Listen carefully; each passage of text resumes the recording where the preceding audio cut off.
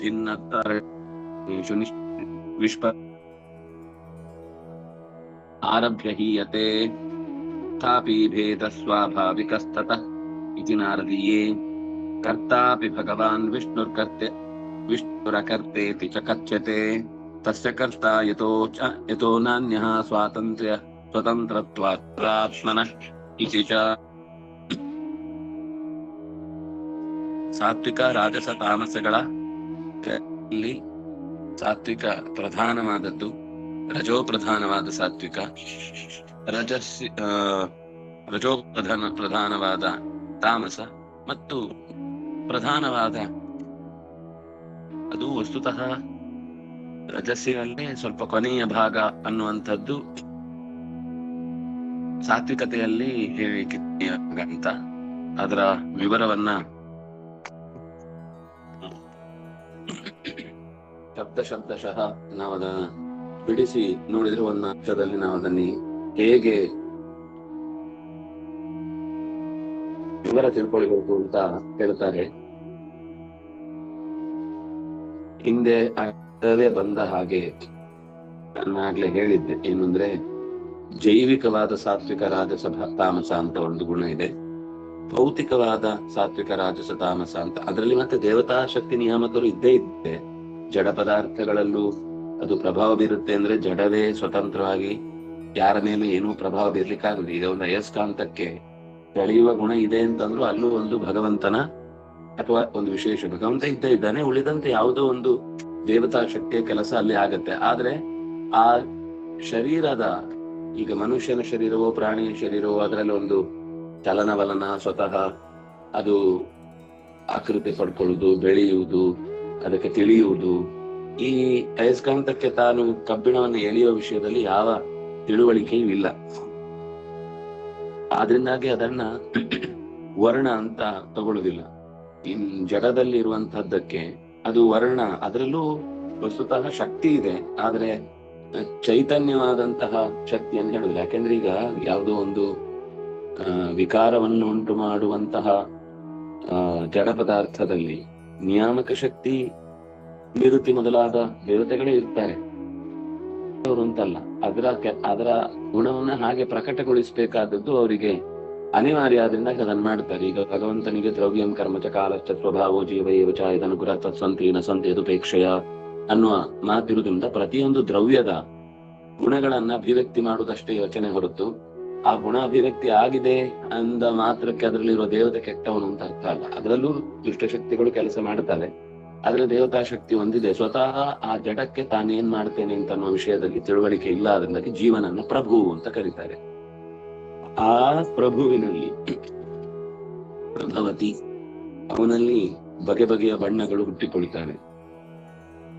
ಅದರಿಂದಾಗಿ ಅದು ಜಾತಿ ಅಥವಾ ವರ್ಣ ಅನ್ನೋದು ಬೇರೆ ಅಂತ ಸ್ಪಷ್ಟವಾಗಿ ಆಚಾರ್ಯರು ಜ್ಞೇಯ ಔಪಾಸ್ಯ ಅಂತ ಹೇಳಿದ್ರು.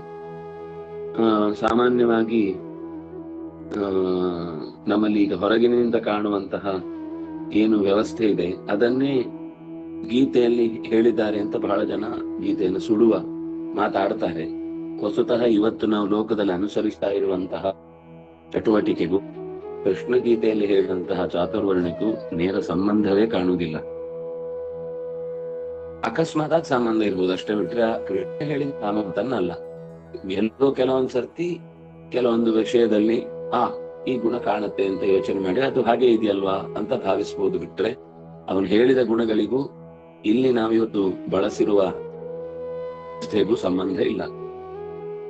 4 ತರದ ಚಾತುರ್ವರ್ಣ್ಯ ಅಂತ ಕೃಷ್ಣ ಹೇಳಿದ.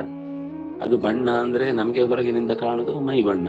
ನಾವು ಮೈ ಬಣ್ಣಕ್ಕೇನೆ ಬಲಿಯಾಗುದು. ನಾನಿಷ್ಟು ಹೇಳಿಯೂ ಮತ್ತೆ ನಮ್ಮ ಆಲೋಚನೆ ನಾನಿಷ್ಟು ಚಂದ, ನಾನಿಷ್ಟು ಬೆಳ್ಳಗೆ, ನಾನಿಷ್ಟು ತೆಳ್ಳಗೆ, ನಾನಿಷ್ಟು ದಪ್ಪಗೆ, ನಾನಿಷ್ಟು ಕಪ್ಪಗೆ ಅಂತ ಈ ಹಂತದಲ್ಲಿ ನಾವಿರ್ತೇವೆ. ದೇಹದ ಬಗ್ಗೆ ಇದು ಮಾತಾಡಿದ್ದಲ್ಲ. ದೇಹದ ಬಣ್ಣ ಅನ್ನೋದು ಯಾವುದಕ್ಕೂ ಲೆಕ್ಕನೂ ಇಲ್ಲ. ಅದಕ್ಕೆ ಅದು ಹೊರಗಿನಿಂದ ಅದು ಚಂದ ಕಾಣ್ಬೇಕಲ್ಲ ಅಂದ್ರೆ ಹೊರಗಿನಿಂದನೂ ಕೂಡ ದೇಹಕ್ಕೆ ಪ್ರಭಾವ ಇದೆ ಅಂತ ಅರ್ಥ. ಪ್ರಭಾವ ಅನ್ನೋದು ದೇಹದಿಂದ ಇದ್ದೇ ಇರುತ್ತೆ, ಜೀವದಿಂದ ಇರಬೇಕಾದದ್ದೇ ಪ್ರಧಾನವಾಗುತ್ತೆ ಅಂತ ಹೇಳಿದ್ದು. ಯಾವುದು ಗೀತೆ ಹೇಳುವ ಬಣ್ಣ ಅಂತಂದ್ರೆ ನಮ್ಮಲ್ಲಿ ಬಳಕೆ ಇದೆ ಲೋಕದಲ್ಲಿ. ಹಾಗೆ ಏನು ಅಂದ್ರೆ ಅವನ ಬಣ್ಣ ಬಯಲಾಯ್ತು ಅಂತೆಲ್ಲ ನಾವು ಕೆಲವೊಮ್ಮೆ ಮಾತಾಡ್ತೇವೆ. ಅವನು ತುಂಬಾ ನಂಬಿದ್ದೆ, ಅವನು ಏನು ಅಂತ ನನಗೆ ಸರಿಯಾದ ಸಮಯಕ್ಕೆ ಕೈ ಕೊಟ್ಟು ಓಡ್ ಹೋಗಿ ಅವನು ಏನು ಅಂತ ಗೊತ್ತಾಯ್ತು ನನಗೆ. ಅವನು ಇಲ್ಲಿ ತನಕ ನನಗೆ ಹೆಲ್ಪ್ ಮಾಡ್ಬೇಕು ಅಂತ ಬಂದದ್ದಲ್ಲ, ಅವನ್ ಯಾವ್ದೋ ಒಂದು ಕಾರ್ಯ ಆಗ್ಬೇಕಿತ್ತು, ಅದನ್ನ ನಡೆಸ್ಲಿಕ್ಕೋಸ್ಕರ ನನ್ನನ್ನ ಉಪಯೋಗಿಸಿಕೊಂಡ. ಅವನ ಬಣ್ಣ ಏನು ಅಂತ ನನಗೆ ಇಲ್ಲಿ ತನಕ ಗೊತ್ತಿರ್ಲಿಲ್ಲ. ಅಂದ್ರೆ ಇಲ್ಲಿ ಅವನು ಶರೀರದ ಬಣ್ಣದ ಬಗ್ಗೆ ಮಾತಾಡಿದ್ದಲ್ಲ ಅಂತ ಸಾಮಾನ್ಯ ವ್ಯಕ್ತಿಗೂ ಗೊತ್ತಾಗತ್ತೆ, ಇದೇನು ಆಕಾಶದಿಂದ ಇಳಿದು ಬಂದ ವಿದ್ಯೆ ಏನಲ್ಲ. ಹಾಗಾದ್ರೆ ಅಲ್ಲಿ ಬಣ್ಣ ಅಂದಾಗ ಸ್ವಭಾವ ಅಂತ ನಮ್ಗೆ ಅರ್ಥ ಆಗುತ್ತೆ. ಅವರ ಸ್ವಭಾವ ಚೆನ್ನಾಗಿಲ್ಲ, ಅವರ ಗುಣಧರ್ಮ ಚೆನ್ನಾಗಿಲ್ಲ, ಅವನ ಕಾರ್ಯ ಚಟುವಟಿಕೆಯಲ್ಲಿ ಒಂದು ಪರಿಪೂರ್ಣತೆ ಇರಲಿ. ಏನೇ ಮಾಡಿದ್ರು ಕೆಲವರನ್ನು ಗಮನಿಸಿದ್ರೆ ಅವರಿಗೆ ಕೊಟ್ಟ ಕೆಲಸವನ್ನು ಚೊಕ್ಕವಾಗಿ ಮಾಡಿ ಮುಗಿಸ್ತಾರೆ. ಅದು ಏನೇ ಇರ್ಲಿ, ನಮಗೆ ಈಗ ಆಗ್ಬೇಕಾದದ್ದು ಹೇಳಿದ್ದು ಇಷ್ಟನ್ನ ನಾನು ಮಾಡ್ಬೇಕು ಅಂತ ಆ ಕರ್ಮ ವ್ಯವಸ್ಥೆಯನ್ನ ಒಂದು ಚೂರು ಹಾಳಾಗದಾಗೆ ಕೆಲವರು ಬಹಳ ನಿಷ್ಠೆಯಿಂದ ಮಾಡ್ತಾರೆ. ನಿಷ್ಠೆಯಿಂದ ಅನ್ನೋದು ಅವರಿಗೆ ಅದರ ಬಗ್ಗೆ ತಿಳುವಳಿಕೆ ಇದೆಯೋ ಇಲ್ಲೋ ಗೊತ್ತಿಲ್ಲ, ಆದ್ರೆ ಆ ಕರ್ಮಿಷ್ಠರು ಅಂತ ಅನ್ನೋದನ್ನ ನಾವು ನೋಡ್ತೇವೆ. ನಮ್ಗೆ ಇವತ್ತು ಈ ತರದ ವ್ಯಕ್ತಿತ್ವವನ್ನ ಎಲ್ಲಿಯೂ ಇರ್ತಾರೆ. ಸಾಮಾನ್ಯವಾಗಿ ಹಳ್ಳಿಗಳಲ್ಲೆಲ್ಲ ಈ ಕೃಷಿ ಮಾಡುವವರು ಅಥವಾ ದೇವಸ್ಥಾನದಲ್ಲಿ ಪೂಜೆ ಮಾಡುವವರು ಅವ್ರು ಬೇರೆ ಏನೂ ತಲೆಯಲ್ಲಿ ಇರುವುದಿಲ್ಲ, ಆದ್ರೆ ಪ್ರತಿ ದಿವಸವೂ ಅದೇ ಉತ್ಸಾಹ, ಅದೇ ಕರ್ತವ್ಯ ಪ್ರಜ್ಞೆ ಬಿಡಬಾರ್ದು. ಅವ್ರು ಅದಕ್ಕೋಸ್ಕರ ಎಂಥ ಈ ಹಸುಕರು ಇರುವವರು, ಆಮೇಲೆ ಗದ್ದೆ ಕೆಲಸ ಇರುವವರು, ದೇವಸ್ಥಾನದ ಪೂಜೆ ಕೆಲಸ ಇರುವವರು, ಇವ್ರು ಎಲ್ಲಿಗೂ ಹೋಗ್ಲಿಕ್ಕೆ ಆಗುದಿಲ್ಲ. ಅವರ ಇಡೀ ಬದುಕಿನ ಅಷ್ಟು ವ್ಯವಹಾರ ಅಂದ್ರೆ ಅದು ದೇವಸ್ಥಾನದ ಪೂಜೆ. ಈಗ ನಮ್ಗೆ ಈ ಪೂಜೆ ಅಂತ ಅಂದ್ರೆ ಯಾವ್ದೋ ನಾವು ದೊಡ್ಡದೇ ಅವರಿಗೆ ಇರುವ ಲಾಭದ ಬಗ್ಗೆ ನಾವು ಯೋಚನೆ ಮಾಡುತ್ತೇವೆ. ನಾವು ಬೀದಿಗಳಲ್ಲಿ ಎಲ್ಲೆಲ್ಲೋ ಹಳ್ಳಿಗಳಲ್ಲಿ ಇರುವ ಪ್ರಾಚೀನ ಕಾಲದ ಪೂಜೆಯವರನ್ನೆಲ್ಲ ಗಮನಿಸಿದ್ರೆ ಅವ್ರ ಮೈ ಮೇಲೆ ಒಂದು ತುಂಡು ಬಟ್ಟೆ ಬಿಟ್ರೆ ಯಾವತ್ತೂ ವಿಶೇಷವಾದ ಬಟ್ಟೆ ಉಟ್ಟು ಓಡಾಡಿದ್ದೆ ಕಮ್ಮಿ. ಅವರ ಮನೆಯ ಯಾವುದೋ ಫಂಕ್ಷನ್ ಇದ್ರೆ ಅವಾಗ ಅವರು ಉಟ್ಟು ಓಡಾಡ್ತಾರೆ, ಬಿಟ್ರೆ ಹಾಗೇನೆ ಅವರ ಬದುಕು ಇರುತ್ತೆ. ಅಂದ್ರೆ ನಾನು ಕರ್ಮದ ಬಗ್ಗೆ ಮಾತ್ರ ಹೇಳಿಕೊಳ್ತೆ. ಆ ಚಟುವಟಿಕೆಯಿಂದಲೂ ಅವರ ಸ್ವಭಾವ ಏನು ಅಂತ ಗೊತ್ತಾಗುವಂತ ವಿಶ್ಲೇಷಣೆಯನ್ನ ಗುಣ ಕರ್ಮ ವಿಭಾಗಶಃ ಅಂತ ಹೇಳಿದ್ರು. ಇದನ್ನ ಆಚಾರ್ಯರು ಸ್ಪಷ್ಟವಾಗಿ ಬಿಡಿಸಿ ಹೇಳಿದ್ರು ಕೂಡ ಅದನ್ನ ಮತ್ತೆ ನಾವು ಲೋಕದಲ್ಲಿ ಸಾಮಾನ್ಯವಾಗಿ ಧೈರ್ಯವಾಗಿ ಹೇಳಿದ್ದಿದ್ರೆ, ಒಂದು ವಿಶ್ವೇಶ ತೀರ್ಥ ಗುರುಗಳು, ಅದಕ್ಕಿಂತ ಹಿಂದೆ ಯಾರು ಹೇಳಿರ್ಬೋದು, ನಾನು ಹೇಳಿಲ್ಲ ಅಂತ ಹೇಳ್ತೇನೆ. ಯಾಕಂದ್ರೆ ಗಾಂಧೀಜಿಯವರು ಅದನ್ನು ಹೇಳ್ತಿದ್ರು ಅಂತ ನಮ್ಮ ಗುರುಗಳು ಹೇಳ್ತಿದ್ರು, ಸ್ವಾಮಿಗಳು ಹೇಳ್ತಿದ್ರು, ಆಚಾರ್ಯರು ಹೇಳ್ತಿದ್ರು. ಅವರಿಗೆ ಅದರ ಬಗ್ಗೆ ಕಲ್ಪನೆ ಇತ್ತು ಅಂತ. ಅವರು ಸ್ವಭಾವ, ಕರ್ತವ್ಯ, ಕೆಟ್ಟ ನಿರ್ಧಾರಗಳು ಇದೆಲ್ಲ ಪಕ್ಕಕ್ಕಿಟ್ಟು ನಾನು ಗುರುತಿಸ್ತಾ ಇದ್ರು ಅನ್ನೋ ಒಂದು ಅಂಶ ಎಲ್ಲಿಂದಾದ್ರೂ ಇದ್ರು ಅದನ್ನ ನಾವು ಒಪ್ಪಬೇಕು ಅನ್ನೋ ಕಾರಣಕ್ಕೋಸ್ಕರ ಅಷ್ಟೇ ಹೇಳ್ತಾ ಇದ್ದೇನೆ. ಅವರು ತಮ್ಮ ಲೇಖನದಲ್ಲಿ ಇದನ್ನು ಸ್ಪಷ್ಟವಾಗಿ ಬರೀತಾ ಇದ್ರು. ನಾನು ಇವತ್ತು ಭಾರತೀಯ ವ್ಯವಸ್ಥೆಯಲ್ಲಿ ಇರುವಂತದ್ದನ್ನು ನಾನು ಒಪ್ಪಲ್ಲ, ಗೀತೆಯಲ್ಲಿ ಹೇಳಿದ್ದನ್ನು ನಾನು ಒಪ್ತೇನೆ ಅಂತ ಹೇಳ್ತಿದ್ರಂತೆ. ಹೇಳ್ತಾ ಇದ್ದಿದ್ರೆ ಅದು ಬೇರೆ ಇದು ಬೇರೆ ಅಂತ, ಎಲ್ರು ಇದು ಎರಡು ಒಂದೇ ಅಂತ. ಆದ್ರೆ ಅದನ್ನಿಟ್ಕೊಂಡೇ ಅರ್ಥ ಆಗದೆ ಎಷ್ಟು ದೊಡ್ಡ ವಿದ್ವಾಂಸರಾಗಿದ್ರು ಬಹಳ ಜನ ಈ ವಿಷಯದಲ್ಲಿ ನಾವ್ ಅನ್ಕೊಳ್ಳೋದೇನು ಅಂದ್ರೆ ಸಂಸ್ಕೃತ ಬರುತ್ತೆ ಅಂದ್ರೆ ಅವರಿಗೆಲ್ಲ ಗೊತ್ತಾಗತ್ತೆ ಅಂತ. ಮಹಾ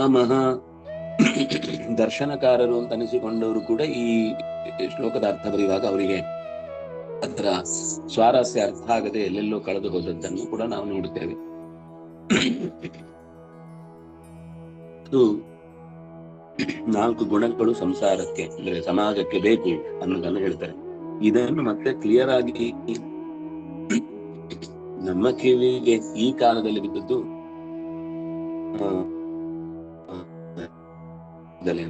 ಒಂದು ಅವರು ಸುಮಾರು ವಿಶ್ವೇಶ ತೀರ್ಥರು 1969-66 ಅದಕ್ಕಿಂತ ಹಿಂದೆ ಅವರು ಉಪನ್ಯಾಸದಲ್ಲಿ ಮಾಡಿದ್ದು ಗೀತಾಸಾರೋದ್ಧಾರ ಅಂತ ಒಂದು ಪುಸ್ತಕ ಬರೆದಿದ್ದಾರೆ. ಅದರಲ್ಲಿ ಈ ಶ್ಲೋಕದ ಅರ್ಥವನ್ನು ಬರೆದು ಎಷ್ಟು ಚೆನ್ನಾದ ವಿವರಣೆ ಕೊಟ್ಟಿದ್ದಾರೆ ಅಂದ್ರೆ ನೀವು ಅದನ್ನು ಓದಿದ್ಮೇಲೆ ಕನ್ವಿನ್ಸ್ ಆಗದೆ ಇರ್ಲಿಕ್ಕೆ ಸಾಧ್ಯವೇ ಇಲ್ಲ. ನಾನು ಹೇಳಿದ ಬರವಣಿಗೆ ದೃಷ್ಟಿಯಿಂದ ಬಂದ ಪುಸ್ತಕ ಅಂತ ಉಪನ್ಯಾಸದಲ್ಲೂ ಅವರು ಆ ಮಾತುಗಳನ್ನು ಯಾವಾಗ್ಲೂ ಹೇಳ್ತಿದ್ರು. ಅದಾದ್ಮೇಲೆ ಅದಕ್ಕೊಂದು ಇನ್ನೂ ಸ್ಪಷ್ಟತೆ, ಸಮಾಜದ ವ್ಯವಸ್ಥೆಯ ಅಂಶವನ್ನು ನಾವು ಕಣ್ಣಾರೆ ಗಮನಿಸಿದ್ರೆ ಅದನ್ನು ಹೇಗೆ ವಿಭಾಗ ಮಾಡ್ಕೊಳ್ಬೇಕು, ಗುಣಧರ್ಮಗಳ ಮೂಲಕವೇ ಗುಣಕರ್ಮಗಳ ಮೂಲಕವೇ ಅಳಿಬೇಕು ಅಂತ ಹೇಳಿದ್ರು. ಅದಕ್ಕೆ ಸ್ವರೂಪ ಏನು ಅಂತ ನನಗೆ ಗೊತ್ತಾಗಿದ್ದು ಗೋವಿಂದಾಚಾರ್ಯರ ಮಾತಿನಲ್ಲಿ. ಅವರು ಅದನ್ನ ತಿಳುವಳಿಕೆ, ರಕ್ಷಣೆ, ಅದಕ್ಕೊಂದು ಉತ್ಪತ್ತಿ ಅಂದ್ರೆ ಒಂದು ಪದಾರ್ಥಗಳ ಸಿದ್ಧತೆ, ಕೊನೆಗಿದೆ ಎಲ್ಲದರ ವ್ಯವಹಾರಕ್ಕೆ ಸಹಕಾರ ನೀಡುವಂತಹ ಒಂದು ಸರ್ವಿಸ್ ವರ್ಗ ಸೇರಿ. ಯಾಕಂದ್ರೆ ಶಿಕ್ಷಣ ಇಲ್ಲದೆ ಇದ್ದರೆ ಸಮಾಜ ತರ ನಾಗರಿಕತೆ ಕೆಟ್ಟು ಬಿಡುತ್ತೆ, ಏನೇನೋ ಆಗ್ಬಿಡುತ್ತೆ.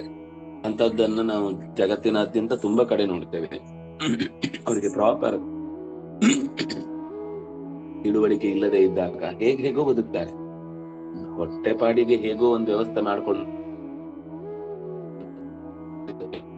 ಅದಕ್ಕೆ ಒಂದು ಶಿಕ್ಷಣ ಬೇಕು ಅಂತಿಲ್ಲ. ತಾನಾಗೆ ಅಡಿಗೆದ್ದೋ ಅಥವಾ ಇನ್ನೇನೋ ಒಂದು ವ್ಯವಸ್ಥೆ ಅದರಲ್ಲಿ ಆರೋಗ್ಯಯುತವಾಗಿ ಮಾಡ್ಕೊಳ್ಳುದು ಅದೆಲ್ಲ ಬೇರೆ. ಬದುಕಲಿಕ್ಕೆ ತಕ್ಷಣಕ್ಕೆ ಏನ್ ಬೇಕೋ ಅಷ್ಟನ್ನು ಮಾಡ್ಕೊಳ್ಳಿಕ್ಕೆ ಒಂದು ವಿಶೇಷವಾದ ತಂತ್ರಜ್ಞಾನಯುಕ್ತವಾದ ತಿಳುವಳಿಕೆ ಬೇಕಿಲ್ಲ. ಆದ್ರೆ ಆ ವ್ಯವಸ್ಥೆಯನ್ನು ಪೂಜೆಯ ರೂಪದಲ್ಲೋ ಅಥವಾ ನಾಗರಿಕ ಚೌಕಟ್ಟಿನೊಳಗೋ ತರಬೇಕು. ಎಲ್ಲಿ ರಕ್ಷಣೆ ಇರುವುದಿಲ್ವೋ ಅಲ್ಲಿ ಅರಾಜಕ ಆಗುತ್ತೆ. ಅರಾಜಕ ಅಂದ್ರೆ ವೇನನ ಕಾಲದ ಪರಿಸ್ಥಿತಿಯನ್ನ ನೆನಪಿಸ್ತಾರೆ. ಅಂಗರಾಜ ಹೊರಟು ಹೋದ ತಕ್ಷಣ ಎಷ್ಟು ಅನರ್ಥ ಆಯ್ತು ಅಂತ ವಿವರ ಮಾಡ್ತಾರೆ. ಇದು ದೇಶಕ್ಕೆ ಮತ್ತೆ ಯಾರು ಶತ್ರುಗಳೇ ಬೇಡ, ರಾಜನೇ ಸ್ವತಃ ಗೆದ್ದನಾದ್ರೆ ಅಥವಾ ರಾಜನೇ ಸ್ವತಃ ತಾನೇ ಕೈ ಚೆಲ್ಲಿ ಓಡಿ ಹೋದ್ರೆ ಆಮೇಲೆ ಆ ರಾಜ್ಯದಲ್ಲಿ ಜನಗಳನ್ನ ಶತ್ರುಗಳು ಬಂದು ಕೊಲ್ಲಬೇಕಾಗಿಲ್ಲ, ಅವರವರೇ ಹೊಡ್ಕೊಂಡು ಸಾಯ್ತಾರೆ ಅಂತ. ಈಗ ನಮ್ಮಲ್ಲೂ ಕೆಲವೊಂದ್ಸರ್ತಿ ಪರಸ್ಪರ ಹೊಡೆದಾಟದ ಹಿನ್ನೆಲೆಯನ್ನು ಗಮನಿಸಿದಾಗ ರಾಜಕೀಯ ಇಚ್ಛಾಶಕ್ತಿಯ ಕೊರತೆಯನ್ನು ನಾವು ನೋಡ್ತಾ ಇರ್ತೇವೆ. ಅಂದ್ರೆ ಅವನ ವೃತ್ತಿಯಲ್ಲಿ ರಾಜ್ಯಭಾರವೇ ಪ್ರಧಾನ ಹೊರತು ಬೇರೆ ಏನೂ ಅಲ್ಲ. ತನ್ನ ಇನ್ಯಾವುದೇ ವ್ಯಕ್ತಿಗತವಾದ ಹವ್ಯಾಸಗಳು, ಆಕಾಂಕ್ಷೆಗಳು ಇದ್ರೂ ಅದು ಆ ರಕ್ಷಣೆ ಎನ್ನುವ ಜವಾಬ್ದಾರಿ ಕೊಟ್ಟ ಮೇಲೆ ಶಿಕ್ಷಣ ನಡೆಸುವವನು ಶಿಕ್ಷಣದ ಬಗ್ಗೆನೇ ತನ್ನ ಬದುಕನ್ನು ಸಮರ್ಪಿಸಬೇಕು. ರಕ್ಷಣೆ ಮಾಡುವವನು ರಕ್ಷಣೆಯ ಬದುಕಿಗಾಗಿ ಜೀವನವನ್ನ ಒಪ್ಪಿಸ್ಬೇಕು. ಅಂದ್ರೆ ಉಳಿದದ್ದು ಇರ್ಲೇಬಾರದು ನಾನು ಹೇಳ್ತಿಲ್ಲ, ಅದು ಪ್ರಧಾನ ವ್ಯವಸ್ಥೆ ಅಂತ ಹೇಳ್ತಾ ಇದ್ದೇನೆ. ಉತ್ಪತ್ತಿ ಅಂತ ಬಂದಾಗ ಯಾರು ಲೋಕದಲ್ಲಿ ಜ್ಞಾನ ಮತ್ತು ರಕ್ಷಣೆಗೆ ಸಹಕಾರ ಕೊಡ್ತಿರ್ತಾರೋ ಅವರು ನಿಲ್ಲುವುದೇ, ಅವರ ಸೊಂಟ ಗಟ್ಟಿಯಾಗುವುದೇ ಅವರಿಗೆ ಬೇಕಿರುವಂತಹ ದ್ರವ್ಯ ಸಂಪತ್ತು, ಧನ ಸಂಪತ್ತು, ಒಂದು ಸಾಗುವಳಿ ಅಂತ ಹೇಳ್ತೇವೆ, ಸಾಗಾಟದ ವ್ಯವಸ್ಥೆ, ಇದಿಷ್ಟು ಆಗುವುದು ಕೂಡ ಉತ್ಪಾದನೆಯ ವ್ಯವಸ್ಥೆಯಲ್ಲಿ. ಅವರ ಸಹಕಾರ ಇಲ್ಲದಿದ್ರೆ ಮೊದಲನೇದು ಎರಡೂ ಕೂಡ ಅಡ್ಡ ಬಿದ್ದು ಹೋಗುತ್ತೆ. ಈ ಮೂವರನ್ನು ಕೂಡ ಹಿಡಿದು ನಿಲ್ಲಿಸುವಂತದ್ದು ಈ ಕೆಲಸದಲ್ಲಿ, ಈ ಜವಾಬ್ದಾರಿಯಲ್ಲಿ ನಮ್ಮದು ಕೇವಲ ದೈಹಿಕವಾದ ಸಹಾಯ. ನಾವು ನೇರವಾಗಿ ಒಂದು ಶಿಕ್ಷಣದ ನೀತಿಯನ್ನ ರೂಪಿಸ್ಲಿಕ್ಕೆ ನಮ್ಗೆ ಬರಲ್ಲ, ಹಿಡಿಲಿಕ್ಕೆ ಆಗಲ್ಲ. ಅಥವಾ ಉತ್ಪಾದನೆಯಲ್ಲಿ ಅದು ಕೂಡ ಒಂದು ಒಳ್ಳೆ ಜವಾಬ್ದಾರಿಯುತವಾದ ಕೆಲಸ. ಯಾಕೆಂದ್ರೆ ಗದ್ದೆಯಲ್ಲಿ ಬೀಜ ಹಾಕಿ ಬೆಳೆ ತೆಗೆಯುವುದು ಅನ್ನೋದು ಅಷ್ಟು ಸುಲಭದ ಸಂಗತಿ ಅಲ್ಲ.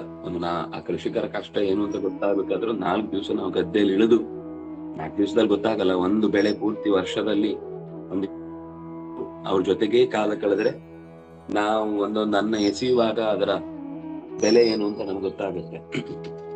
ಹಿರಿಯರು ಯಾಕಷ್ಟು ಅನ್ನದ ಬಗ್ಗೆ ಕಾಳಜಿ ತೋರಿಸ್ತಿದ್ರು ಅಂದ್ರೆ, ನಮ್ಗೆ ಈಗ ಬಟ್ಟೆ ಬಗ್ಗೆ ಆಗ್ಲಿ ಅಥವಾ ತಟ್ಟೆ ಬಗ್ಗೆ ಆಗ್ಲಿ ಅಥವಾ ಅನ್ನದ ಬಗ್ಗೆ ಆಗ್ಲಿ, ಪದಾರ್ಥಗಳ ಬಗ್ಗೆ ಆಗ್ಲಿ, ಎಲೆಕ್ಟ್ರಾನಿಕ್ಸ್ ಗಳ ಬಗ್ಗೆ ಆಗ್ಲಿ, ಏನೇ ವಸ್ತುಗಳನ್ನು ಬಳಸ್ತಾ ಇದ್ದೇವೆ ಅಂದ್ರೂ ಅದು ಹೋದ್ರೆ ಇನ್ನೊಂದು ಅಂತ, ಅದು ಹೋದ್ರೆ ಆಯ್ತು ತೊಂದ್ರೆ ಇಲ್ಲ ಇನ್ನೊಂದು ಅಂತ. ಆದ್ರೆ ಅದನ್ನ ಸ್ವತಃ ಕಷ್ಟಪಟ್ಟು ತಯಾರು ಮಾಡಿ ಸಿದ್ಧಪಡಿಸಿ ಅದಕ್ಕೆ ಬೆವರು ಸುರಿಸಿ ಹರಿಸಿ ಎಸಿಬೇಕು ಅಂದಾಗ ಜೀವ ಬಾಯಿಗೆ ಬರುತ್ತೆ.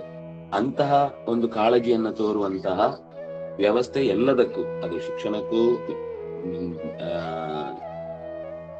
ರಕ್ಷಣೆಗೂ, ಸಂಪತ್ತಿಗೂ, ಸೇವೆಗೂ, ಎಲ್ಲದಕ್ಕೂ ಚತುಷ್ಪಾತ್ ಅಂತ ಸಮಾಜವನ್ನ ಕರೀತಾರೆ.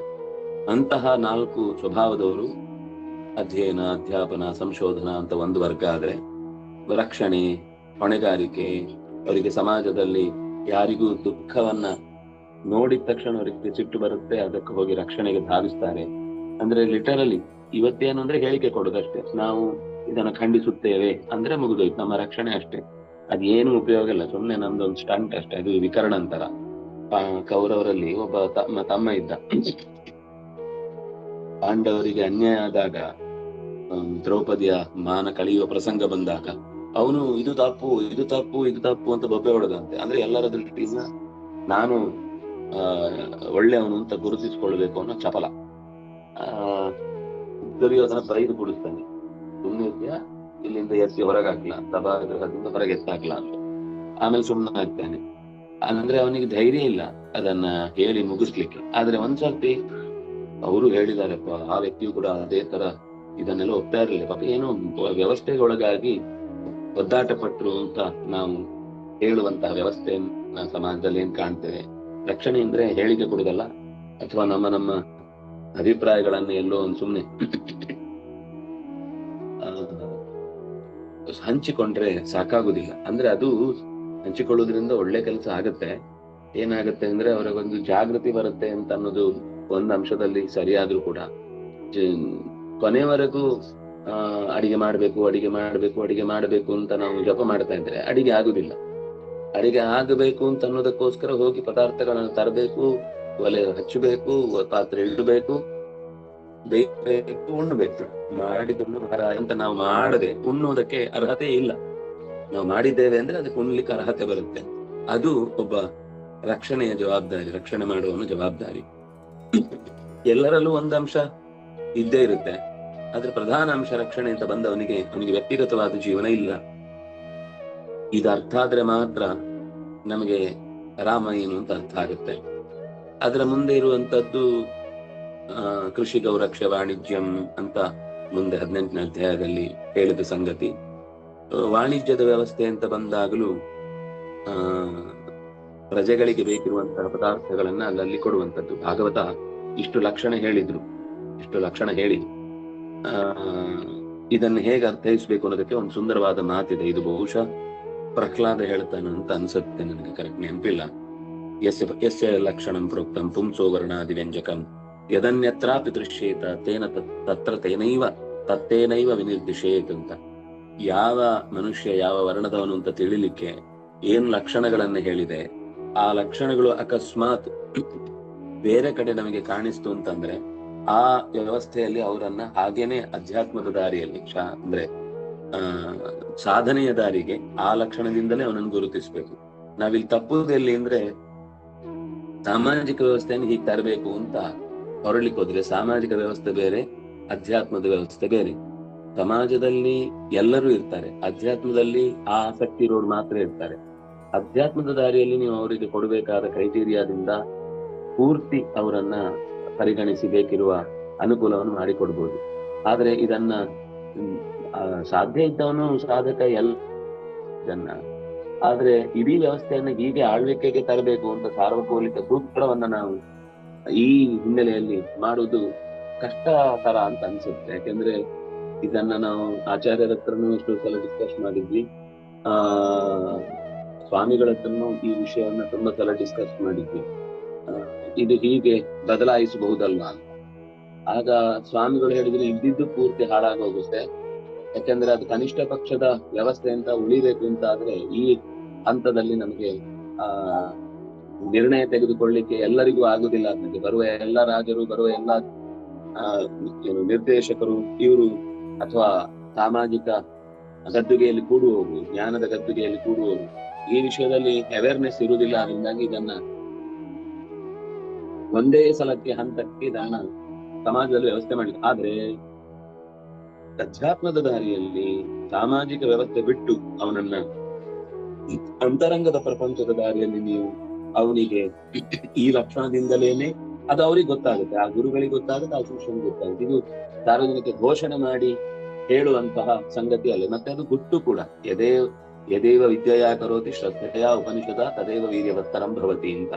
ಹಾಗಾಗಿ ಆವರಣದವನು ಅಂತಾನೆ ಪರಿಗಣಿಸ್ಬೇಕು ಅಂತ ಇಷ್ಟು ಹೇಳಿ, ನೈವ ಶೂದ್ರೋ ಭವೇತ್ ಶೂದ್ರ ಬ್ರಾಹ್ಮಣೋ ನ ಚ ಬ್ರಾಹ್ಮಣ ಅಂತ ಇದು ಭೀಷ್ಮಾಚಾರ್ಯರು ಹೇಳುವ ಮಾತು. ಲೋಕದ ವ್ಯವಸ್ಥೆಯನ್ನು ಇಟ್ಟುಕೊಂಡು ಅವನವನ ಕರ್ತವ್ಯ ಅವನು ಮಾಡ್ಲಿಲ್ಲ ಅಂದ್ರೆ, ಅವನಿಗೆ ಸ್ವಭಾವದಲ್ಲಿ ಇರುವಂತಹ ಕರ್ಮವನ್ನು ಅವನು ಮಾಡ್ಲಿಲ್ಲ ಅಂದ್ರೆ, ಅವನ ಆ ಸ್ವಭಾವದಲ್ಲಿ ಇದ್ದು ಕೂಡ ಆ ಕೆಲಸದಲ್ಲಿ ಅವನು ಒಗ್ಗಿಕೊಳ್ಳಿಲ್ಲ ಅಂದ್ರೆ ಅವನು ಇನ್ನೂ ಅದಕ್ಕೆ ಪಕ್ವ ಆಗಿಲ್ಲ ಅಂತ ಆ ಗುಣದಿಂದ ಅವನನ್ನ ಕರೆಯುವುದಕ್ಕೆ ಮಾತ್ರ ಅವನು. ಅದಕ್ಕೆ ಬ್ರಾಹ್ಮಣ ಬಂಧು ಅಂತ, ಬ್ರಹ್ಮ ಬಂಧು ಅಂತ, ಕ್ಷತ್ರ ಬಂಧು ಅಂತ ಶಬ್ದಗಳನ್ನ ಬಳಸ್ತಾರೆ. ಅವರವರ ಕರ್ತವ್ಯ ಮಾಡಿಕೊಳ್ಳಿಲ್ಲ ಅಂದ್ರೆ ಅವರು ಇವನನ್ನ, ಯಾರನ್ನ, ಪ್ರಹ್ಲಾದನನ್ನ, ಪ್ರಹ್ಲಾದನನ್ನಲ್ಲ, ಯಾರನ್ನ ಒಬ್ಬನನ್ನ ಬೈಯುವಾಗ ಕ್ಷತ್ರ ಬಂಧು ಅಂತ ಬೈತಾನೆ. ಅಂದ್ರೆ ಅವನು ಈ ಯಾದವರಲ್ಲಿ ಯಾರನ್ನೊಬ್ಬ ಅವನು ಅದನ್ನ ಬಿಟ್ಟು ಇವನಿಗೆನೆ, ವಸುದೇವನಿಗೆನೆ ಕಂಸ ಬೈಯು ಅಂದ್ರೆ ಅವನಿಗೂ ನೋಡಿ ಗೊತ್ತಿದೆ ಕ್ಷತ್ರಿಯರಾದವರು ಕೆಲಸ ಮಾಡ್ಬೇಕು ಅಂತ, ಆದ್ರೆ ಬೈಯುವಾಗ ಅವನನ್ನ ಕ್ಷತ್ರ ಬಂಧು ಅಂತ ಬೈತಾನೆ. ರಕ್ಷಣೆ ಕೊಡೋದು ಬಿಟ್ಟು ಅವನು ಗೋವಿನ ಕೆಲಸ ಮಾಡ್ತಿದ್ದ ವಸುದೇವ. ಅವನು ಹೇಳಲಿಕ್ಕೆ ಮಾತ್ರ ಕ್ಷತ್ರಿಯನಾದ್ರೂ ಕೂಡ, ಅಂದ್ರೆ ಕಂಸನೇ ಬಿಟ್ಟಿರ್ಲಿಲ್ಲ, ತಾನೇ ಬಿಡುದಿಲ್ಲ. ಆದ್ರೆ ಇನ್ನೊಂದ್ ಕಡೆಯಿಂದ ತಾನೇ ಅದು ಏನು ಅಂದ್ರೆ ತನಗೆ ಅವನು ಸೇನಾ ಕಾರ್ಯಕ್ಕೆ ಯಾವ್ದಕ್ಕಾದ್ರೂ ಸಹಾಯಕ್ಕೆ ಅಡಿಯಲ್ಲಿ ಬರ್ಬೇಕಿತ್ತು, ಅವನು ಬರದೆ ಪ್ರತ್ಯೇಕ ತನ್ನ ಜೀವನ ರೂಪಿಸಿಕೊಂಡಿದ್ದ, ಅಂದ್ರೆ ಕೋಪಕ್ಕೆ ಅನ್ನುದು. ಹಾಗಾಗಿ ಇದು ಕೂಡ ಒಂದು ವ್ಯವಸ್ಥೆಯನ್ನು ಇಟ್ಟುಕೊಂಡ್ರೆ ಆಯಾ ವರ್ಣದ ಕರ್ತವ್ಯದಲ್ಲಿ ಅವನು ಬರ್ಲಿಲ್ಲ ಅಂದ್ರೆ ಅವನ ಆ ವ್ಯವಸ್ಥೆಯಲ್ಲಿ ಬಂದ್ರೂ ಕೂಡ ಅವನಿಗೆ ಆ ಫಲವನ್ನ ಪಡೆಯುವುದರಲ್ಲಿ ಅವನಿಗೆ ಪರಿಪೂರ್ಣವಾದ ಸಂತೋಷ ಸಿಗುವುದಿಲ್ಲ ಅಂತ. ಒಟ್ಟು ಇದು ಕೆಲವೊಂದ್ಸರ್ತಿ ಆಚಾರ್ಯರು ಯಾವಾಗ್ಲೂ ಹೇಳ್ತಿದ್ರಿ ಇದೊಂದು ಉದಾಹರಣೆಯನ್ನು. ಏನು ಅಂದ್ರೆ, ಒಂದೇ ಮನೆಯಲ್ಲಿ 4 ಜನ ಹುಡುಗರಿದ್ರೆ ಅದರಲ್ಲಿ ಒಬ್ಬ ಮನೆಯ ಎಲ್ಲರ ಶಿಕ್ಷಣದ ಬಗ್ಗೆ ಕಾಳಜಿ ವಹಿಸಿದ್ರೆ, 2ನೇವನು ಸಂಸಾರದ ನಿರ್ವಹಣೆ ನೋಡ್ಕೊತಾನೆ, 3ನೇವನು ತೋಟ ಗದ್ದೆ ಈ ವ್ಯವಸ್ಥೆಯನ್ನ ಹೆಚ್ಚು ಕಾಳಜಿ ವಹಿಸ್ತಾನೆ, 4ನೇವನು ಉಳಿದ 3 ಜನಕ್ಕೆ ಸರ್ವಿಸ್ ಕೊಡ್ತಾ ಇರ್ತಾನೆ. ಹಾಗಂತೇಳಿ ಅದ್ರಲ್ಲಿ ಯಾರು ದೊಡ್ಡವರು ಚಿಕ್ಕವರು ಪ್ರಶ್ನೆ ಇಲ್ಲ. ಅವರವ್ರ ಕರ್ತವ್ಯ ಮಾಡ್ತಾ ಇದ್ದಾರೆ ಅಂದಾಗ ಆ ಕರ್ತವ್ಯಕ್ಕೆ ಅದೇ ಮರ್ಯಾದೆ ಇದೆ. ಇದನ್ನ ಸಮಾಜ ಅರ್ಥ ಮಾಡ್ಕೊಳ್ಬೇಕು ಹೊರತು ಇದನ್ನ ನೀವು ಹೀಗಿರ್ಬೇಕು ಹೀಗಿರಬಾರ್ದು ಅಂತ ನಾವು ಯಾರೋ ಒಬ್ಬರನ್ನ ಅಂದ್ರೆ ಹೇಳ್ಬೋದು, ಆದ್ರೆ ಅದು ಹೇಳುವುದ್ರ ಮಾತ್ರದಿಂದ ಯಾವುದು ಬದಲಾವಣೆ ಆಗಲ್ಲ. ಅದ್ರ ವ್ಯವಸ್ಥೆಯಲ್ಲಿ ನಾವು ಅದನ್ನ ರೂಢಿಸಿಕೊಂಡು ಹೋಗ್ತಾ ಇರ್ಬೇಕು ಅಂತ. ನವರ್ಣಾನಾಂ ವಿಭೇದೋಸ್ತಿ ಸರ್ವಂ ಬ್ರಹ್ಮವಿದಂ ಜಗತ್ ಬ್ರಹ್ಮಣ ಸೃಷ್ಟ ಪೂರ್ವಂ ಹಿ ಕರ್ಮಣ ವರ್ಣತಾಂಗತಾ. ಇದು ಮತ್ತೆ ಶಾಂತಿ ಪರ್ವದಲ್ಲಿ ಬಂದ ಭೀಷ್ಮಾಚಾರ್ಯರ ಮಾತು. ವರ್ಣಗಳಲ್ಲಿ ತರತಮ ಭಾವವಿಲ್ಲ, ನವರ್ಣಾನಾಂ ವಿಭೇದೋಸ್ತಿ. ಯಾಕಂದ್ರೆ ಸರ್ವಂ ಬ್ರಾಹ್ಮವಿದಂ ಜಗತ್, ಕೆಲವೊಂದ್ ಕಡೆ ಸರ್ವಂ ಬ್ರಾಹ್ಮಮಯಂ ಜಗತ್ ಅಂತಿದೆ. ಎಲ್ಲವೂ ದೇವರಿಂದಲೇ ಬಂದದ್ದಾದ್ಮೇಲೆ ಎಲ್ಲ ವರ್ಣಗಳು ಕೂಡ ಮತ್ತೆ ಗಮನಿಸ್ಬೇಕು. ವರ್ಣಗಳು ಅಂತಲ್ಲಿ ಹೇಳಿದ್ದು ಯಾರು ಮೋಕ್ಷಕ್ಕೆ ಯೋಗ್ಯರಾದ ಸಾತ್ವಿಕರಿದ್ದಾರೋ ಅವ್ರ ಬಗ್ಗೆ ಮಾತ್ರ ಹೇಳ್ತಾ ಇರೋದು. ಉಳಿದದ್ರಲ್ಲಿ ವರ್ಣಗಳೇ ಇಲ್ಲ. ಉಳಿದದ್ದೆಲ್ಲ ಸಾಮಾಜಿಕ ವರ್ಣಗಳಿರುವುದು, ಸಾಮಾಜಿಕ ಜಾತಿಗಳಿರುವುದು ಉಳಿದ ಕಡೆಗಳಲ್ಲಿ. ಅದು ಬಿಟ್ಟು ಮೂಲದಲ್ಲಿ ಮಾತ್ರ, ಅಂದ್ರೆ ಇವರ ಪರ್ಸೆಂಟೇಜೇ ಬಹಳ ಕಮ್ಮಿ, ಅದರಂತೆ ಉಳಿದವರು ಇನ್ನೆಲ್ಲ ಒಂದು ನಿತ್ಯ ಸಂಸಾರಿಗಳು. ಇನ್ನು ಬಿಟ್ರೆ ಬೆಳಕನ್ನು ಇಷ್ಟಪಡದವರು. ಅಂದ್ರೆ ಈ ರೀತಿ ಬದುಕುವ ಅಂಶದಲ್ಲಿ ಸಾಮಾಜಿಕವಾಗಿ ಅವರನ್ನು ಹೇಗೆ ಗುರುತಿಸ್ಬೇಕು ಅಂದ್ರೆ ಸಾಮಾಜಿಕ ಜಾತಿ ಪದ್ಧತಿಯಿಂದ ಗುರುತಿಸ್ತಾರೆ. ಇಲ್ಲಿ ಗುರುತಿಸ್ತಾ ಇರೋದು ಮೋಕ್ಷ ಯೋಗ್ಯರಾದವರನ್ನ ಮಾತ್ರ. ಆದ್ರಿಂದಾಗಿ ಅಲ್ಲಿ ಆ ವರ್ಣಗಳಲ್ಲಿ ತರತಮ ಭಾವ ಇಲ್ಲ. ಇದು ಬಿಟ್ರೆ, ಇಷ್ಟು ಜನರನ್ನ ನಾವು ಹೊರಗಿಟ್ರೆ ಉಳಿದವರನ್ನ ಸಾಮಾಜಿಕ ವ್ಯವಸ್ಥೆ ಮಾಡ್ಲಿಕ್ಕೆ ಏನಾದ್ರೂ ಬೇಕಲ್ಲ. ಯಾಕಂದ್ರೆ ಅವರಿಗೆ ಸ್ವಭಾವತಃ ಈ ವರ್ಣಗಳಿಲ್ಲ. ಆದ್ರೆ ಸಮಾಜದಲ್ಲಿ ಇದೇ 4 ಕೂಡ ಈ 4 ಅಂಶಗಳನ್ನ ಸಮಾಜದಲ್ಲಿ ಗುರುತಿಸಿ ಅದರಿಂದ ನಾವು ಸಹಾಯ ಪಡೆಯದೇ ಇದ್ರೆ ಇಡೀ ಜಗತ್ತಿನ ನಿಯಮಗಳೇ ಅಸ್ತವ್ಯಸ್ತ ಆಗಿ ಬಿಡುತ್ತೆ. ಯಾರು ಸಾತ್ವಿಕರು ಬದುಕಲಿಕ್ಕಾಗಲ್ಲ, ಮಧ್ಯದಲ್ಲಿದ್ದವರು ಲಗಾಡಿ ಹೋಗ್ತಾರೆ. ಆದ್ರಿಂದ ಜಗತ್ತೆಲ್ಲವೂ ಭಗವಂತನಿಂದಲೇ ಬಂದದ್ದು, ಅದರಲ್ಲಿ ವಿಭಾಗ ಇಲ್ಲ. ಎಲ್ಲಾ ಮೋಕ್ಷಯೋಗ್ಯರಾದವರು ಕೂಡ ಭಗವಂತನ ಮಕ್ಕಳೇ. ಆದ್ರಿಂದಾಗಿ ಅವರಲ್ಲಿ ತರತಮ ಭಾವ ಇಲ್ಲ. ಅಣ್ಣ ತಮ್ಮಂದ್ರು ಅಂತ ವಯಸ್ಸಿಗೆ ತಕ್ಕಂತೆ ಅವರ ಸ್ಕಿಲ್ಲಿಗೆ ತಕ್ಕಂತೆ ವ್ಯತ್ಯಾಸ ಹೇಳ್ಬೋದು ಹೊರತು ಅವರು ಕೇವಲ ಅಲ್ಲಿ ಆ ಕೆಲಸ ಮಾಡ್ತಾ ಇದ್ದಾರೆ ಅನ್ನೋದಕ್ಕೆ ಕೆಲಸದಿಂದ ಕೀಳು ಮೇಲು ಅಂತ ಹೇಳಿಕ್ ಬರುದಿಲ್ಲ. ಯಾಕೆಂದ್ರೆ ಕೀಳಾದ ಕೆಲಸ ಮಾಡಿದವನು ಯೋಗ್ಯದಲ್ಲಿ ನಾವು ಲೋಕದಲ್ಲಿ ಅನ್ಕೊಂಡ ಹಾಗೆ. ನಾನು ಆ ಶಬ್ದ ಬಳಸ್ತಾ ಇರೋದು, ನಾವು ಯಾವ್ದನ್ನ ಕೀಳು ಅಂತ ಅನ್ಕೊಂಡಿರ್ತೇವೋ ಅಂತ ಕೀಳು ಕರ್ಮ ಅಂತ ಅನ್ನೋದನ್ನು ಮಾಡಿಯೂ ಕೂಡ ಲೋಕದಲ್ಲಿ ಉಳಿದವರಿಗಿಂತ ಎತ್ತರಕ್ಕೆ ಏರಿರುವಂತಹ ಭಕ್ತರನ್ನು ಕೂಡ ನಾವು ನೋಡ್ತೇವೆ. ಯಾರು ಉತ್ತಮವಾದ ಕಾರ್ಯ ಅಂತ ಲೋಕ ಮನ್ನಿಸುತ್ತೋ ಅದನ್ನು ಮಾಡಿಯೂ ಅತ್ಯಂತ ಪ್ರಪಾತಕ್ಕೆ ಹೋದವರನ್ನು ನಾವು ನೋಡ್ತೇವೆ. ಅದರಿಂದಾಗಿ ಕೆಲಸದಿಂದ ಕೀಳು ಮೇಲು ಅಂತ ಹೇಳುವ ಹಾಗಿಲ್ಲ. ಅವರವರ ಕೆಲಸಕ್ಕೆ ಅವರವರು ನಿರ್ವಾಹಕರಾದಾಗ ಅದು ಉತ್ತಮ ಕೆಲಸ ಅಂತಾನೆ ಆಗುತ್ತೆ. ಆದ್ರಿಂದಾಗಿ ಅವರವರ ಸ್ವಭಾವಕ್ಕೆ ತಕ್ಕಂತೆ ಅವರವರ ಕೆಲಸಗಳನ್ನ ತರತಮದಿಂದ ಮಾಡ್ತಾರೆ ಅಂತ ಆಗಿದ್ರೆ ಮಾತ್ರ ಅದು ಗುಣದ ವ್ಯತ್ಯಾಸ ಹೊರತು, ಅಂದ್ರೆ ಅವನು ಅಧ್ಯಯನ ಮಾಡಬಲ್ಲ, ಮಾಡಿಸಬಲ್ಲ, ಇನ್ನೊಬ್ಬನಿಗೆ ಅದಾಗುದಿಲ್ಲ ಅಂದ್ರೆ ಅವನು ಬೇರೆ ಏನೋ ಮಾಡ್ತಿದ್ದಾನೆ, ಅದ್ರಲ್ಲಿ ಅವನಲ್ಲಿ ಗುಣ ಇದೆ. ಅವನಿಗೆ ಈ ಕರ್ತವ್ಯ ಮಾಡ್ಲಿಕ್ಕೆ ಆಗ್ತಿಲ್ಲ ಅಂತ ಅನ್ನೋದು ಅಷ್ಟೇ ಅವನಲ್ಲಿ ವ್ಯತ್ಯಾಸ ಬಿಟ್ರೆ, ಈ ಕರ್ತವ್ಯ ಮಾಡ್ಲಿಲ್ಲ ಅದರಿಂದಾಗಿ ಅವನು ಕಡಿಮೆ, ಈ ಕರ್ತವ್ಯ ಮಾಡ್ತಾ ಇದ್ದಾನೆ ಅದರಿಂದಾಗಿ ಹೆಚ್ಚು ಅಂತ ಈ ವಿಭಾಗಗಳನ್ನ ಹೇಳಲಿಕ್ಕೆ ಬರುದಿಲ್ಲ. ವ್ಯಕ್ತಿತಃ ವೃತ್ತಿತಃ ಎಲ್ಲರೂ ಅಂದ್ರೆ ಸಮಾಜದಲ್ಲಿ ಸಮವೇ. ಆದ್ರೆ ಅವರು ವೃತ್ತಿಯನ್ನ ಆಯ್ಕೆ ಮಾಡಿಕೊಂಡು ಅದಕ್ಕೆ ನ್ಯಾಯ ಒದಗಿಸಲಿಲ್ಲ ಅಂತಂದಾಗ ಈ ಆಚಾರ್ಯರ ಮಾತು ಒಂದು ಕಡೆ ಸ್ವರೂಪತಃ ಸ್ವಭಾವದಿಂದ ಅವರಲ್ಲಿ ಭಗವಂತನ ಭಕ್ತರು ಅನ್ನುವುದಷ್ಟೇ ಹಣೆಪಟ್ಟಿ ಹೊರತು ಹೊರಗಿನಿಂದ ಮಾಡುವ ಕೆಲಸದಿಂದ ಅವರಲ್ಲಿ ವ್ಯತ್ಯಾಸವನ್ನ ನೋಡ್ತೇವೆ. ಅಂದ್ರೆ ಕೆಲವು ಕೆಲಸದಿಂದ ಫಲ ಜಾಸ್ತಿ, ಕೆಲವು ಕೆಲಸದಿಂದ ಫಲ ಕಮ್ಮಿ ಅಂತದ್ದು ಬಂದಾಗ ಅದರಲ್ಲಿ ವ್ಯತ್ಯಾಸ ಲೋಕದಲ್ಲಿ ನೋಡ್ತೇವೆ. ಬಿಟ್ರೆ ಜ್ಞಾನ ಕಾರ್ಯ ಅನ್ನೋದು ಪ್ರಧಾನ. ಯಾಕೆಂದ್ರೆ ಮನುಷ್ಯ ಅಂತ ಅನ್ನಿಸಿಕೊಳ್ಳುವುದೇ ಜ್ಞಾನವನ್ನು ಪಡೆದ ಅನ್ನುವ ಕಾರಣಕ್ಕಾಗಿ. ಹಂಗಾಗಿ ಎಲ್ಲರೂ ಮನುಷ್ಯರೇ, 4 ವರ್ಣದವರು ಮನುಷ್ಯರೇ. ಸಮಾಜದಲ್ಲಿ ಮನುಷ್ಯರನ್ನಾಗಿಸುವ ಕೆಲಸ ದೊಡ್ಡದಾದ್ರಿಂದಾಗಿ ವ್ಯಕ್ತಿಶಃ ದೊಡ್ಡವನಾದ್ರೂ ಕೂಡ ವೃತ್ತಿತಃ ಆಚಾರ್ಯರ ಮಾತಿರುವುದಲ್ಲಿ ವ್ಯಕ್ತಿತಃ ಎಲ್ಲರೂ ಸಮಾನರೇ, ಆದರೆ ವೃತ್ತಿಯಿಂದ ಸಾಮಾಜಿಕ ತಾರತಮ್ಯವನ್ನ ಒಪ್ಪಲೇಬೇಕು. ಮೊದಲ ಮಣೆಯವನಿಗೆ ಅದು ಆಚಾರ್ಯರೇ ಕೃಷ್ಣಾಮೃತ ಮಹಾರ್ಣವದಲ್ಲಿ ಹೇಳಿದ್ರಲ್ಲ, ಏನದು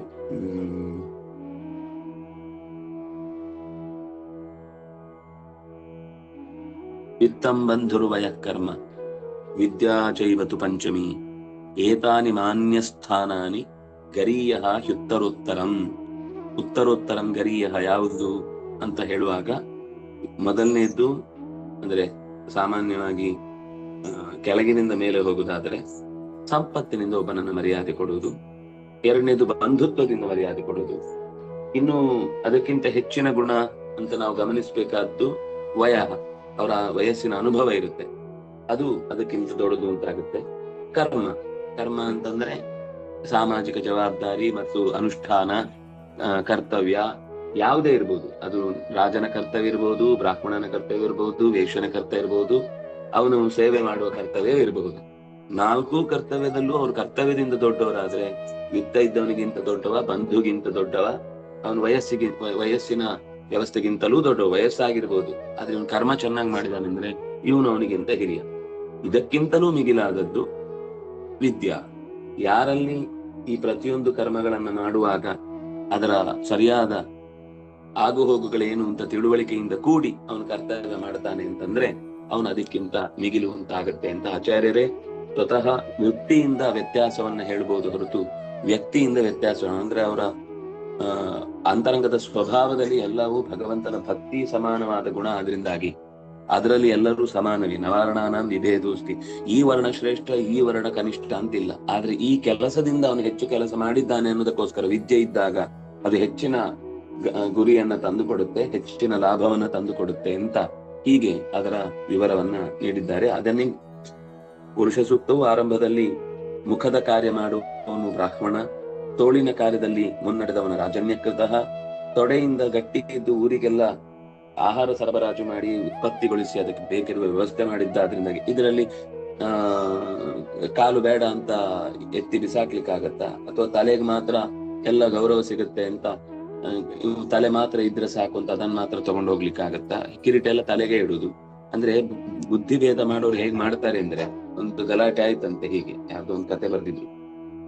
ಪಾದವನ್ನ ಬಂದು ಹೇಳಿದ್ರಂತೆ, ನೋಡು ನೀವು ಹಾಕೊಳ್ಳುವ ಪದಾರ್ಥಗಳನ್ನೆಲ್ಲ ಚಪ್ಪಲಿ ಹೊರಗೆ ಬಿಡ್ತಾರೆ, ಆದ್ರೆ ತಲೆಗೆ ಹಾಕೋ ಟೋಪಿಯನ್ನು ಮನೆ ಒಳಗೆ ತಗೊಂಡೋಗಿರ್ತಾರೆ. ನೋಡಿ ನಿಮ್ಮಲ್ಲಿ ಎಷ್ಟು ತಾರತಮ್ಯ ಇದೆ, ನಿಮ್ಮಲ್ಲಿ ಎಷ್ಟು ಪಕ್ಷಪಾತ ಇದೆ ಅಂತ. ಆ ಕಾಲು ಹೌದಾ ಅಂತ ಹೇಳಿ ಸುಮ್ಮನಾಯ್ತಂತೆ. ಆಮೇಲೆ ತೊಡೆ ಹತ್ರ ಉಟ್ಟುಕೊಳ್ಳುವ ಬಟ್ಟೆಯನ್ನ ನೋಡಿ ಅದನ್ನೆಲ್ಲ ನಿಮ್ಮನ್ನು ಉಟ್ರೆ ಅದು ಒಂದ್ಸರ್ತಿ ಉಟ್ರೆ ಮೈಲಿಗೆ ಅದು ತೆಗೆದು ಒಂದ್ಸರ್ತಿ ಉಟ್ಟ ಮೇಲೆ ಅದನ್ನು ತೆಗೆದು ಬಿಸಾಕ್ತಾರೆ. ಆದ್ರೆ ಆ ಕಿರೀಟವನ್ನು ನೋಡುವಾಗ ಅದನ್ನೇನು ಒಗುದು ಗಿಗ್ದು ಹಾಕುದಿಲ್ಲ, ಅದನ್ನ ತಲೆಗೆ ಹಾಕುತ್ತಾರೆ. ಆಮೇಲೆ ಕೈಗೆ ಬಂತು ಹೇಳಿದಂತೆ, ಒಂದು ಯಾವ್ದೋ ಕೆಲಸ ಮಾಡಿದಾಗ ಅವನು ಕೆಲಸ ಮಾಡಿದ ಎಲ್ಲರೂ ಅಪ್ರಿಶಿಯೇಟ್ ಮಾಡಿ ಅವನಿಗೆ ಹಾರ ಹಾಕಿದ್ರು. ಹಾರ ಹಾಕಿದಾಗ ಕೆಲಸ ಮಾಡಿದ ಕೈ, ಹಾರ ಹಾಕಿದ ಕುತ್ತಿಗೆಗೆ ಇಟ್ಟದ್ದು ಕಿರೀಟ ತಲೆಗೆ. ನೋಡು, ನೀನ್ ಕೆಲಸ ಮಾಡಿ ತಲೆ ಕಿರೀಟ ಇತ್ತು, ನೀನು ಓಡಾಡಿ ಅವನಿಗೆ ತಲೆಗೆ ಕಿರೀಟ ಕೊಟ್ರು, ನೀನು ಕಷ್ಟಪಟ್ಟದ್ದಕ್ಕೆ ಅವರು ಸುಖವನ್ನು ಅನುಭವಿಸ್ತಾ ಇದ್ದಾರೆ, ಹೌದಾ ಅಂತ ಕಾಲಿಗೂ ತೊಡೆಗೂ ಕೈಗೂ ತುಂಬಾ ಸಿಟ್ಟು ಬಂತದ್ದು. ಸಿಟ್ಟು ಬಂದು ಗಲಾಟೆ ಮಾಡಿ ಎಲ್ಲೋ ಒಂದ್ಸರ್ತಿ ಯಾರೋ ಒಬ್ರು ಅವನನ್ನ ವಿರೋಧ ಮಾಡುವವರು ಅವನನ್ನ ಹೊಡೆದು ಮುಗಿಸ್ಬೇಕು ಅಂತ ಓಡಿ ಬಂದ್ರಂತ. ಅವನ ಹಿಂದೆ ಓಡಿ ಬಂದ್ರೆ ಇವನು ತಲೆಯಿಂದ ಹೇಳ್ತಾ ಇದ್ದಾನಂತೆ ಕಾಲಿಗೆ, ಹೋಗಿ ಬೇಗ ಹೋಗಿ, ಅವನು ಬರ್ತಾ ಇದ್ದಾನೆ, ನಾನು ಕೊಂದು ಬಿಡ್ತಾನೆ, ನೀನಲ್ವಾ ಸಾಯುದು, ನಮ್ಗೇನು ಅಂತ ಹೇಳಿ ಕಾಲು ಸುಮ್ಮನೆ ಆಯ್ತಂತೆ. ಸೊಂಟನು ಸಪೋರ್ಟ್ ಮಾಡ್ಲಿಲ್ಲ, ಎದ್ದೇಳಿ ಸುಮ್ನೆ ನಿಂತು ಬಿಡ್ತಾನೆ. ಅವನ್ ಬಂದ ತಲೆಗೆ ಒಂದು ಹೊಡೆದ ಹಾರಿಸ್ಕೊಳ್ಬೇಕು. ತಲೆ ಹಾರೋಯ್ತಲ್ಲ, ಒಳ್ಳೇದಾಯ್ತು ಅಂತ ಅಂದುಕೊಳ್ತಾ ಇರುವ ಹಾಗೆ ಅದ್ರ ಕೈಯೂ ಸತ್ತೋಯ್ತು, ಕಾಲು ಸತ್ತೋಯ್ತು, ಸೊಂಟನು ಬಿದ್ದೋಯ್ತು. ಅದು ಅನ್ಕೊಂಡಿದ್ದು ನಾವು ವಿರೋಧಿಸ್ತಾ ಇರೋದು ತಲೆಯನ್ನ ಅಂತ. ಆ ತಲೆಯನ್ನ ವಿರೋಧಿಸಿದ ಏನಾಯ್ತು ಅಂದ್ರೆ ಕಾಲು ಸತ್ತೋಯ್ತು, ಕೈಯೂ ಸತ್ತೋಯ್ತು, ಸೊಂಟನು ಸತ್ತೋಯ್ತು, ಎಲ್ಲನೂ ಸತ್ತೋಯ್ತು. ಹಾಗಾಗಿ ಜ್ಞಾನವನ್ನ ರಕ್ಷಿಸದೆ ಉಳಿದದ್ದನ್ನ ಆದೇಶ ಕೊಡ್ತಾನೆ ಅನ್ನೋ ಒಂದೇ ಮಾತ್ರಕ್ಕೆ ಅದು ತರತಮ ಭಾವ ಅಲ್ಲ. ಎಲ್ಲರಿಗೂ ಎಲ್ಲರೂ ಬೇಕು. ಆ ತಲೆ ಉಳಿಬೇಕು ಅಂದ್ರೆ ಕಾಲು ಓಡ್ಬೇಕಿತ್ತು, ಆ ತಲೆ ಉಳಿಬೇಕಿತ್ತು ಅಂದ್ರೆ ಕೈ ರಕ್ಷಣೆಗೆ ಬರ್ಬೇಕಿತ್ತು. ಆದ್ರೆ ಇದು ಪರಸ್ಪರ ನಮ್ಮನ್ನ ನೋಡ್ಕೊಳ್ಳೋ ವಿಷಯದಲ್ಲಿ ಚಪ್ಪಲಿ ಹೊರಗಿಡ್ತಾರೆ, ಟೊಪ್ಪಿ ಒಳಗಿಡ್ತಾರೆ ಅಂತನೋ ಈ ಸಣ್ಣತನದ ಆಲೋಚನೆಯಿಂದ ಏನಾಯ್ತು ಅಂದ್ರೆ ಮುಂದೆ ಚಪ್ಪಲಿ ಹಾಕೊಳ್ಳಿಕ್ಕೆ ಕಾಲಿಗೆ ಅವಕಾಶ ಇಲ್ಲ ಅಂತ ಆಯ್ತು. ಖಡ್ಗ ಹಿಡಿದು ತನ್ನ ಕರ್ತವ್ಯ ನಿರ್ವಹಿಸ್ಲಿಕ್ಕೆ ಅವಕಾಶ ಇಲ್ಲ ಅಂತ ಕೈಯ ಕಾರ್ಯಭಾರ ನಿಂತೇ ಹೋಯ್ತು. ಇದು ನಾವು ಇವತ್ತು ಅನುಭವಿಸ್ತಾ ಇರುವಂತಹ ದೊಡ್ಡ ದುಸ್ಥಿತಿ. ಅಂದ್ರೆ ಈ ಕುತಂತ್ರ ಅನ್ನುವ ಅಂಶಗಳನ್ನ ನಾವು ಗಮನಿಸದೇ ಇದ್ರೆ ಒಬ್ಬ ಮನುಷ್ಯನಲ್ಲಿ ತಲೆ ಎಷ್ಟು ಮುಖ್ಯವೋ ಹಾಗೆ ಸಮಾಜದಲ್ಲಿ ತಿಳುವಳಿಕೆ ಉಳ್ಳವರಿಗೆ ನಾವು ಗೌರವಿಸದೆ ಹೋದರೆ ಅದು ಅನರ್ಥವೇ ಆಗುತ್ತೆ. ನಾನು ತಿಳುವಳಿಕೆ ಉಳ್ಳವರು ಅಂತ ಯಾಕೆ ಶಬ್ದ ಒತ್ತಿ ಹೇಳ್ತಾ ಇದ್ದೇನೆ ಅಂದ್ರೆ, ಮತ್ತೆ ನಾನು ಇವತ್ತಿರುವ ಹೊರಗಿನ ಬ್ರಾಹ್ಮಣ ಜಾತಿಯನ್ನ ಕುರಿತು ರಕ್ಷಣೆ ಮಾಡ್ಬೇಕು ಅಂತ ಹೇಳ್ತಿಲ್ಲ. ನಾನು ಹೇಳ್ತಾ ಇರೋದು ಜ್ಞಾನ ಇರುವವರಿಗೇನೆ ರಕ್ಷಣೆ ಕೊಡುವಂತ ಕೆಲಸ ಇವತ್ತು ಕೂಡ ಸಮಾಜದಲ್ಲಿ ನಡೀಲಿಕ್ಕೆ ತುಂಬಾ ಅವರ ವ್ಯವಸ್ಥೆಯನ್ನ ವಿರೋಧಿಸ್ತಾರೆ. ಇದರಿಂದ ಏನಾಗುತ್ತೆ ಅಂದ್ರೆ ದೇಶ ಇನ್ನದಕ್ಕೆ ಶತ್ರುಗಳು ಬೇಕೇ ಇಲ್ಲ. ಶತ್ರುಗಳು ಇಲ್ಲದೆಯೂ ಕೂಡ ದೇಹ ತನ್ನಿಂದ ತಾನೇ ನಾಶವಾಯಿತು, ಹೇಗೋ ಅವರಿಗೆ ತಾವೇ ರಕ್ಷಣೆ ಕೊಟ್ಟರು ಅನ್ನುವ ಹಾಗೆ.